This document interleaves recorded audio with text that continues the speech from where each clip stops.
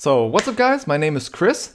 There's one big issue in the automotive industry. So you're rendering an interior rendering of a car and the material is leather, but the material is not any leather. It has to be a specific leather. So of course you can't just go to textures.com, get any leather and slap it on there. That's not how it works. It has to be exactly that leather. Of course you can't take the actual leather and stick it on your 3D render. So what do? You're gonna scan it, but you won't use an HP printer to scan a material. That's also not how it works, but almost. There's a special scanner called TAC7, and this scanner basically is a dome of light. So it has 32 point lights that go on and off with 4 cameras that also basically go on and off, and basically to scan in the material. It will scan things like roughness, of course the base color, the albedo, normal maps, height maps, specular maps, I think even some type of, not Fresnel maps, but definitely Fresnel values and translucency, and probably much more. I don't know a ton about it. I'm not a professional AXF scanner guy, but I have worked with the scanners before. And these informations you can't just import to Blender or whatever software. This will go into a software from XRITE called Pantora, and there you can still tweak these scanned materials. And also with the scanner, usually there's a perfectly RGB white light, so it's 111 RGB white light, and basically you can put in the leather and with your eyes look, how does the leather look like, and does it look like your leather on your scan.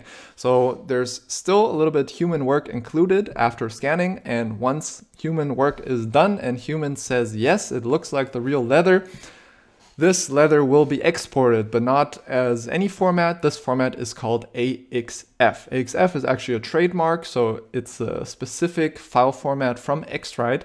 And this file format can be imported in most common software solutions. And common, so Blender is actually not as common as you might think because it's not included, so you can't import AXF. I don't know if there's some third-party AXF importers for Blender, but I for sure know that no one uses AXF in Blender. I at least have never heard of it. AXF usually is used in stuff like XRITE or in DeltaGen. I think even V-Ray maybe has an importer, I'm not sure. Unity has an importer, Unreal has an importer, and I'm also actually going to blend in all the supported softwares. I don't know them from my head. So yeah, that's pretty much it for this video. I just thought I really should make a video about this because most people, like really, I'd say more than 90% of the people working with cars in 3D have never heard about AXF, even though AXF is very commonly used for material scanning.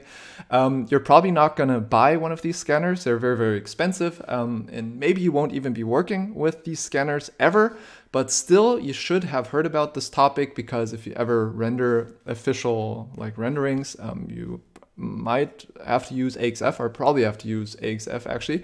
There's a lot of issues with AXF, so it doesn't always perfectly work. I know especially for carbon and stuff and certain other materials, it never really works. So it depends, but still, now you know about it, you learned a bit more, and you can try researching some stuff on this topic, but I did a quick research. I really didn't find anything about this topic, so it's really hard to research. So that was another reason I really wanted to make a video about this. Yeah, if you're interested in this topic, I can do maybe a video that talks a bit more in depth about AXF, but it's probably not necessary because I personally also rarely work with AXF nowadays. So yeah, it depends. It was just about bringing the information out there. So here you have it, and have a great day, and see you. Goodbye.